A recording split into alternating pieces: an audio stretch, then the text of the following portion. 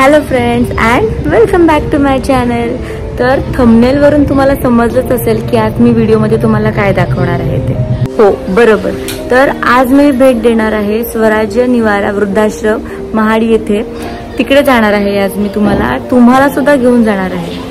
Actually आपण त्याला वृद्धाश्रम नाही म्हणू शकत, कारण ते निराधारांसाठी असलेला एक आधार, एक निवारा म्हणजे स्वराज्य निवारा.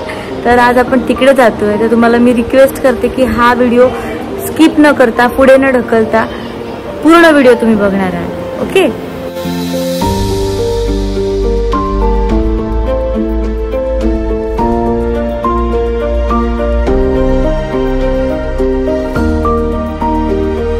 तर मी आलेली आहे इकडे, जवळपास आले. स्वराज्य निवारा वृद्धाश्रमच्या इकडे जवळपास आल्या. तिकडच्या काही लोकांसाठी मी काही खाऊ आणलाय, छोट्याशा काही गोष्टी आणल्या. तर आता आपण रस्ता शोधत तिथपर्यंत जाऊया आणि तिथे गेलो आपण तर बघूया. तर मी इकडे आलेली आहे, स्वराज्य निवारा वृद्धाश्रम मध्ये आलेली आहे. वृद्धाश्रम नाही तर निराधारांसाठी आधारचा हा एक निवारा आहे. तर तिकडे मी आलेली आहे. तर इकडेचे जे सर्व आहेत, म्हणजे जो हे सगळं जे सांभाळतो अनिकेत तांबे म्हणून आहे, त्याच्या सोबत आपण थोड्याशा गप्पा मारूया. त्याच्याकडनं आपण इन्फॉर्मेशन घेऊया तिकडची, आणि आपल्याला काय इन्फॉर्मेशन मिळते आणि आपण त्यांना काय मदत करू शकतो हे आपण आता बघूया. तर आपण भेटूयात अनिकेत तांबे यांना, जे स्वराज्य निवारा वृद्धाश्रम हे सगळं आहे एकटा मुलगा चालवतो. तर आपण त्याच्याकडूनच सगळी इन्फॉर्मेशन घेऊया. तर अनिकेत, काय सांगशील आम्हाला, काय माहिती देशील? सर्वप्रथम तर तुमचं सगळ्यांचं सहर्ष स्वागत आहे की तुम्ही इथं दखल घेण्यासाठी आलात.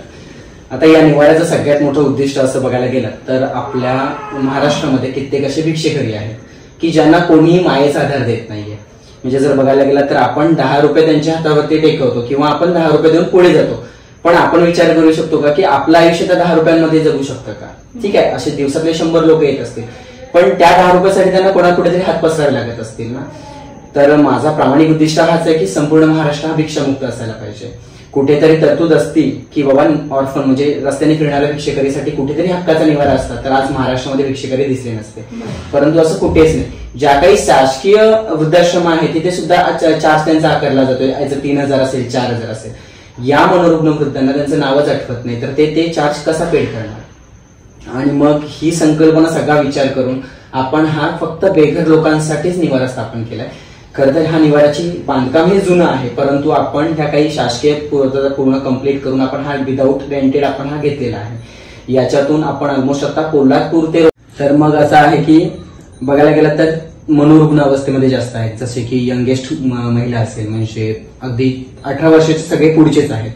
मग त्या ताई असेल किंवा इतर काही वृद्ध आहेत. मग हे आता आम्ही अनुभवताना बघतोय की जशी माझ्या काही रील्स तुम्ही बघितल्या असेल की रिसेंटलीच आहे रील्स. आपल्याकडे एक ताई आहे जी वयाची अगदी 24 वर्षात आहे, जिला पिरियड्स आले होते आणि तिला ते माहितीच नाही की पिरियड्स तिला चालू झालेले आहेत. आता मी इथे होतो म्हणून तिची काळजी घेतली गेली की प्रॉपरली तिला ते सॅनिटरी पॅड देणं असेल किंवा तिची प्रिकॉशन्स घेणं आहे, या सगळ्या गोष्टी केल्या. पण ती ज्या कंडिशनला रस्त्यावरती जेव्हा होती, तर मग त्या कंडिशनला तिने काय केलं असेल? या सगळ्या गोष्टी अनुभवताना आपण त्यांना मायेचा आधार दिल्यानंतर मग त्यांना एक हक्क, त्यांच्या जो चेहऱ्यावरती जो स्माईल आहे ना, ही सगळ्यात मोठी देण आहे. ही सगळ्यात मोठी गोष्ट आहे आपल्यासाठी. आता बघायला गेलं तर कित्येक आहेत की ज्यांना त्यांचं नावच आठवत नाही, पण ते इथे स्वतःचं स्वर्गसुख समजतं. आणि आपल्यासाठी हीच मोठी गोष्ट आहे. आज विचार करणं, आपल्या एवढ्या पट्ट्यामध्ये एकही भिकारी नाहीये. किती समाधान वाटतं. हा बरोबर, तेच ना. तेच मी म्हणाले, पहिले स्टार्टिंगलाच मी एक शब्द वापरलाय की हे वृद्धाश्रम नाहीये, तर हे हक्काचं निवारा स्थान आहे. याचं कारणच कसं आहे की आपण याला, आता बऱ्याच लोकांची संकल्पना असते किंवा लोक मला हा पहिला प्रश्न विचारतात की याला स्वराज्य निवारा असं का नाव दिलंय. बरोबर. तर ही जी भूमी आहे, ही महाराष्ट्राची भूमी आहे. ही आपल्या छत्रपतींच्या पदस्पर्शाने पावन झालेली भूमी आहे. आणि सगळ्यात मोठं वैशिष्ट्य म्हणजे आपण रायगडामध्ये आहोत, ज्या रायगडावरून संपूर्ण महाराष्ट्राचं स्वराज्य हँडल केलं होतं. म्हणजे महाराजांनी तेव्हा स्वराज्य, तेव्हा कुठला देश किंवा कुठली जात धर्म असा काही नव्हता, हा सर्वांसाठी स्वराज्याचं होतं. आणि ते स्वराज्याचं राजधानी जर रायगड आहे, तर आपण या निवाऱ्याला त्याचं नाव स्वराज्य. आणि हा निवारा आहे, याच्या पुढे वृद्धाश्रम नसेल तर स्वराज्य निवारा, त्याचा हक्काचा निवारा. हक्काचा निवारा म्हणजे कोणी इथे येणारा व्यक्ती असा नाहीये की ज्याला गरज आहे. आपल्याकडे असे कित्येक जे काही आपल्यासारखे जे सर्वसामान्य लोक आहेत की जे स्वतःला फ्रस्ट्रेशन समजतात, ते 8 दिवस इथे येऊन राहतात आणि यांच्यामध्ये जेव्हा मिसळून यांचं आयुष्य बघतात ना, तेव्हा ते नवीन एनर्जी असते. मग त्यांना असं वाटतं की आपल्या आयुष्यातलं जे टेन्शन आहे ते काहीच नाही. माणूस जर सगळ्यात मोठं मेडिटेशन असेल तर इथे येऊन बघणं नाही. खरं आहे, सगळ्यात मोठं रिलॅक्सेशन. मी पण खूप सारे तुझे व्हिडिओ बघितले किंवा मी ऐकत होती, पण ते ऐकणं बघण्यापेक्षा म्हणतात ना समाधान हे इथे येण्याचं सगळ्यात मोठं समाधान. तर मी सिद्धी म्हणजे माझी मैत्रीण आहे सिद्धी, तिच्याकडून मला इथपर्यंत येण्याचा मार्ग सापडला. तिलाही विसरून चालणार नाही की तिने मला मार्ग दिले, तर तिने मला मार्ग दिला. मग आपण असंच कसं जायचं म्हणून थोडंसं आपल्या लहान मुलांना आपण खाऊ घेऊन जाऊया म्हटलं. तुम्ही आलात आणि सगळ्यात मोठी गोष्ट कसं आहे की आतापर्यंत इथे राजकीय किंवा शासकीय असा कोणता सपोर्ट नाहीये. कदाचित राजकीय सपोर्ट असता किंवा शासकीय जरी सपोर्ट असता तर ह्या निवाऱ्याचं आणखीन काहीतरी वेगळं रूपांतर असतं. आपण सोशल मीडिया असेल म्हणजे इंस्टाग्राम असेल, युट्यूब असेल, मग यामार्फत जेवढी शक्य होईल ती लोक मदत घेऊन, काही लोक आर्थिक स्वरूपात मदत करतात, काही लोक वस्तू स्वरूपात मदत करतात. जसं तुम्ही आता येताना बघितलं की आपण पूर्ण याचं रिनोव्हेशन घेतलं, ही लोकमदतीवरती म्हणजे जे काही झालंय रिनोव्हेशन हे लोकमदतीवरती झालंय आणि त्याच्यातूनच आपण या लोकांसाठी हक्काचा निवारा करतोय. आज जवळजवळ आपल्याकडे 58 क्रॉस लोक जास्त झालेले आहेत जे आतापर्यंत, आणि याच्यात एक सगळ्यात मोठं वैशिष्ट्य आणून नुसतं ठेवणं नाही तर यांच्यामध्ये बदल घडवणं ही आपली मोठी जबाबदारी असते. आपण ते चॅलेंज समजतो की ठीक आहे तो मनोरुग्ण आहे ना, मग त्याला त्याच्या मायेच्या आधाराप्रमाणे त्याला बाहेर काढावं, त्यांच्या कलानुसार. अगदीच. आता वृद्ध महिला आहेत, रात्री 2:30 वाजता उठवतात, झोप येत नाही, मग त्यांच्यासोबत गाणी म्हणणं किंवा त्यांना काय हवं हे जाणून घेतल्यानंतर त्यांच्यासोबत टाइम स्पेंड केला, त्यांना वेळ दिला, ते बरोबर मनोरुग्ण अवस्थेतून बाहेर सोपं होऊन जातं. आतापर्यंत आपले 16 लोक असे की जे पूर्ण ज्यांना नावही आठवत नव्हतं स्वतःचे, असे लोक बरे होऊन त्यांच्या संसारात रिटर्न गेला. असे 16 लोकांची लिस्ट आहे आपल्याकडे. खूपच चांगलं. म्हणजे हे तुझे एफर्ट्स पण आहेत, कारण तू समजतोयस, त्यांना समजून घेतोयस, त्यांच्या प्रमाणे जातोयस, म्हणून ते तुलाही सोपं जातं. आणि वेळ देणं प्रत्येक गोष्टीला, जसं आपण एक रोप लावतो, रोपाला पाणी देणं, खत देणं, हे काळजी घेणं, ऊन जास्त लागत नाही त्यांना, पाऊस पडत पाणी लागत नाही ना, हे तू ते सांभाळून तू सगळं समजून करतोस, म्हणून तुझ्यासाठी ते सोपं जातंय. आणि त्याचमुळे मला असं वाटतं की पर्सनली मला आणि जे आता हे बघणार आहेत त्यांना तुझा खूप अभिमान असणार आहे. आणि त्याचप्रमाणे आम्ही आता तुम्ही पण बघताय आणि आमच्याकडून तुला कशी मदत होऊ शकते किंवा तुझ्यापर्यंत जर आर्थिक मदत कोणाला द्यायचं असेल तर काय कसं करायचं हे तू डिटेल्स मला दे, मी माझ्या व्ह्युअर्स पर्यंत पोहोचवते. आय होप काहीतरी मदत तुझ्यापर्यंत पोहोचेल. खरं तर आपण जे काही चालवतो हे लोकमदतीतूनच चालवतोय.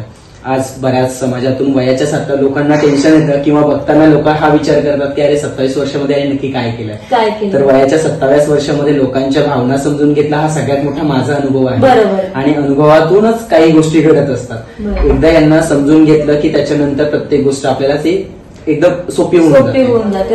हा बारकोड जे काही असेल माझ्या इंस्टाग्राम पेजवर मी टाकते किंवा माझं पर्सनल काय अजून आहे, अजून आपण बघूयात माझ्या मार्फत तुला किती मदत पोहोचू शकते ते आपण नक्कीच करू. कारण ते सगळं जाणार आहे ते आपल्या लोकांसाठी जाणार आहे, ते आपण करूया. मदत काय असते, मदत नाही हा एक उजवा हात आपण प्रत्येकाला देतो, तो पण करूया.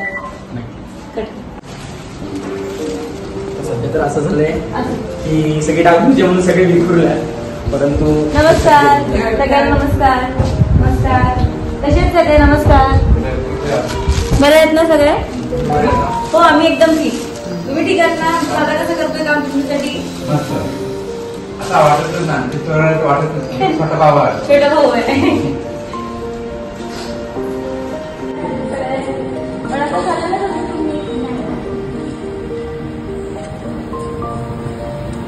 आजी काय म्हणताय, कशा? झोपायचं एक थोडंसं फिरायचं थोडंसं आणि झोपायचं. चालायला त्यांना सपोर्ट द्यावा लागतो. अच्छा अच्छा.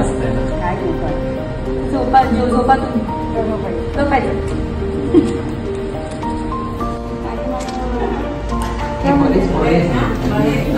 कशात तुम्ही? छानच काय म्हणताय, कशा? माझं नाव भक्ती आहे. भक्ती भक्ती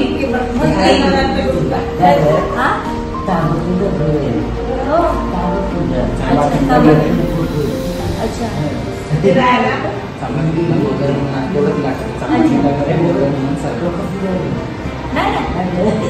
काय फिरलंय? काय बरोबर आमचं फिरलंय असं समजू शकतो.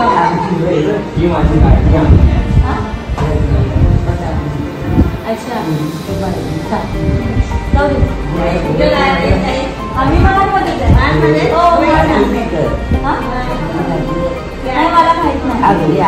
अच्छा अच्छा. तुम्ही काही टेन्शन घेऊ नका, ते निवांत काय. तुमचं नाव काय? काय सांगायचं? हो का? हो का? नमस्कार. बरे? हो मस्त. तुम्ही कशा? बरी आहे. नाही. तुमचं काय नाव आहे?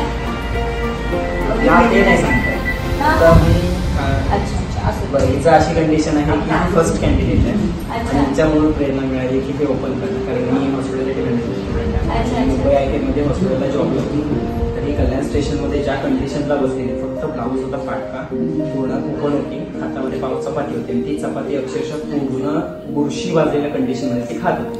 त्याच्यातून 15 दिवस घरी नेलं. 15 दिवसामध्ये बराचसा बदल बघितला. मग नंतर एक एक भेटलं. मग सगळ्यांना घरात ठेवणं शक्य नाही, या निवाराची स्थापना झाली. असा हा आमचा फर्स्ट फिल्म आहे.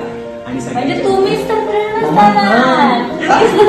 मालकीने ती मालकीने ना उमड्या मालकीने. ती काजल कोण आहे? अच्छा कोण नाही नाही काजल दुसरी. अच्छा अच्छा.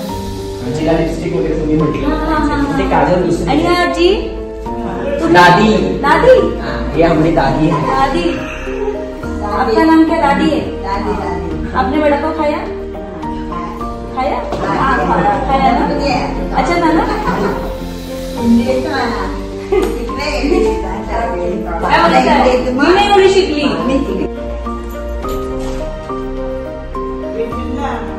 कशा तुम्ही खाल्ला वडापाव? खाल्ला ना नक्की? आवडला? नंतर आणते परत. तुम्ही खाल्ला वडापाव? एक ग्लास तू खा, मला तुझ्या आवडायचं एक आण असं म्हणणार होते. तुझा आवाज आला, आता का आवाज मला आलाच नाही. म्हणजे इथं आला म्हणजे गेलं पुढं असं वाटलं. सगळे हे नॉर्मल आहे, म्हणजे मनोरुग्ण नाहीये. मुंबईमध्ये राहतो. मग मिस्टरांचं निधन झाल्यानंतर मग त्यांच्या पायाने त्यांना जास्त चालता येत. मग सगळं त्या चालीमध्ये थोडंसं इन्फॉर्मेशन घेतली आणि मग त्या चालीतल्या लोकांनी गेलं. आपल्याला 2 वर्ष झालं राहिलं. तुम्हाला काय पाहिजे?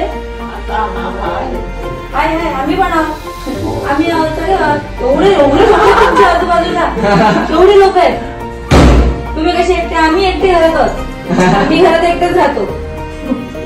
तुम्ही एवढे लोक राहता एकत्र. आमचा परिवार खूप मोठा आहे. एवढा मोठे लोक तुम्ही राहता. आमचा परिवार खूप मोठा आहे. खूप मोठा आहे. पडाल ही पॅरालिसिस. अच्छा. 2 मिनिटं तुम्हाला मी पाठवतो शकता. हे एक 10 सगळ्याची अजून डागूची बाकी. हे सगळ्यांना इथून एक. आता हे कसं होतं, सगळं तिथून शिफ्ट केलं इकडे. आता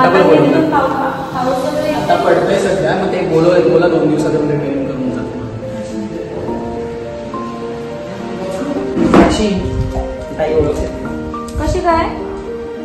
कशी काय आपण आधी भेटलेलो होतो. कुठे? इथे तू इथे पहिल्यांदाच आली. इथे घ्या तुम्ही पण. नाही माझं अच्छा मी तुम्हाला सांगतो, ही आहे काजल. अच्छा ही काजल आहे का? ही साक्षी. अच्छा नाही मला काजललाच भेटायचं होतं. ही काजल आणि ही साक्षी. ऐकल्या सुषमा ही काजल आणि ही साक्षी आहे ना. काजल हे द्यायचं होतं. हे काजल द्यायचं होतं. हा ही काजल आहे. हिला लिपस्टिक आवडते. ही लिपस्टिक आणली होती नवीन.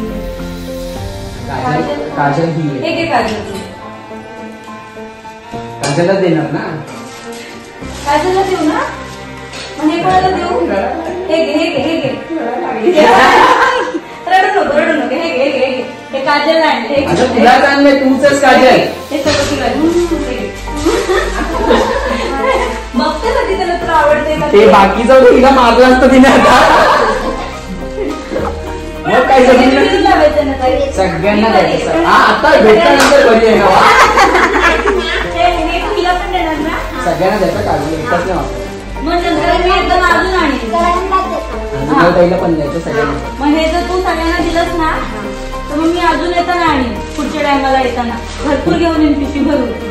इथे छोटीशीच पिशवी आणले ना. विमल तुला पण देशील ना. सगळ्यांना द्यायचं. पण तुला आवडलं का? बघ तुला आवडलं काय? टिकली पण आणली.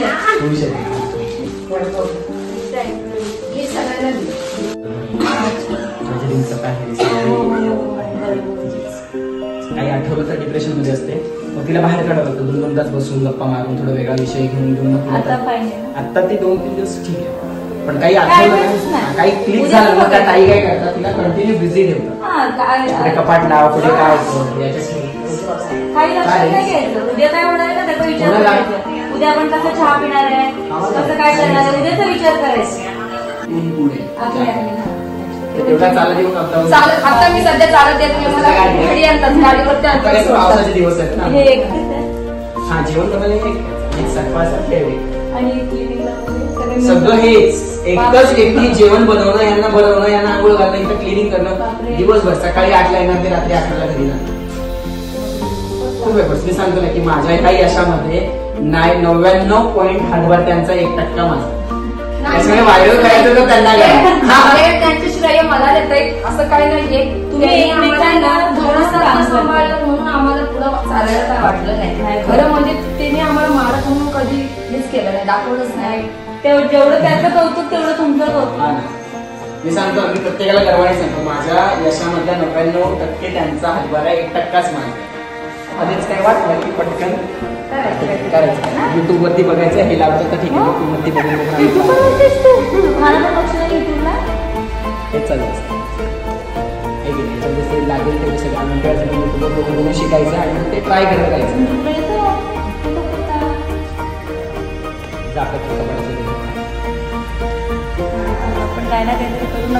तर आता आम्ही दोघी इथून निघालोय. पण तुम्ही बघितलात की तिथे काय परिस्थिती आहे, कशी आहे. काही लोकांकडून त्याला मदत मिळते तर काही लोकांकडून मागून सुद्धा त्याला मदत मिळत नाही. कसं आहे की 38 लोकांचा सांभाळ करणं काय खूप कठीण आहे. आपल्याला वाटतं की काही लोक त्यांनी सांगितलं आम्हाला, काही लोक त्याला म्हणाली की काय गरज आहे, तुला एवढं मत्ता घेतल्यास काय, तुला गरज काय आहे. असं काही लोकांची उलटी उत्तरं पण आहेत. पण मला असं वाटतं की आपल्याकडून फुल नाही पण फुलाची पाखी देखील आपण यांच्यापर्यंत पोहोचवलं तर आपलं आयुष्य, आपल्याला समाधानाची झोप लागेल. तर या झोपेसाठी, या शांततेसाठी आपण थोडी मदत का होईना, फुल नाही फुलाची पाकळी पुन्हा म्हणेल आपण ह्या दादाला करूया. या वृद्धाश्रमासाठी किंवा या निवाऱ्यासाठी आपण थोडी मदत करूया. तर ज्याला कोणाला ह्या मदती करायच्या असतील, फुल नाही फुलाची पाकळी म्हटलं मी तुमच्याकडे किंवा कोणी तुमच्याकडे अशी अपेक्षा करत नाहीये की तुम्ही लाखो द्या, करोडो द्या, हजारो द्या, काहीतरी तुम्ही द्या अशी आमची इच्छा आहे. तुम्हाला मी पुढे काही डिटेल्स पाठवते, त्याचा Instagram ID देते. त्या Instagram ID वर तुम्ही बघू शकता त्यांनी ते काय जीवन जगतायत. त्या व्हिडिओ बघा. तुम्हाला मी QR दाखवते तिकडे किंवा नंबर पाठवते, Google Pay, फोन पे, QR थ्रू तुम्ही त्याला थोडी मदत पाठवा. तर हीच मी तुमच्याकडून अपेक्षा करते.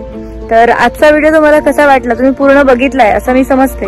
तर व्हिडिओला लाईक करा, शेअर करा, खूप जास्तीत जास्त शेअर करा जेणेकरून या स्वराज्य निवाऱ्याला आधार मिळेल. तर इतकं बोलून मी थोडासा व्हिडिओ आपला लेंदी झालेला आहे पण काही हरकत नाही. व्हिडिओला लाईक करायचंय पुन्हा सांगते. तर आजच्यासाठीच इथेच थांबते. Bye bye.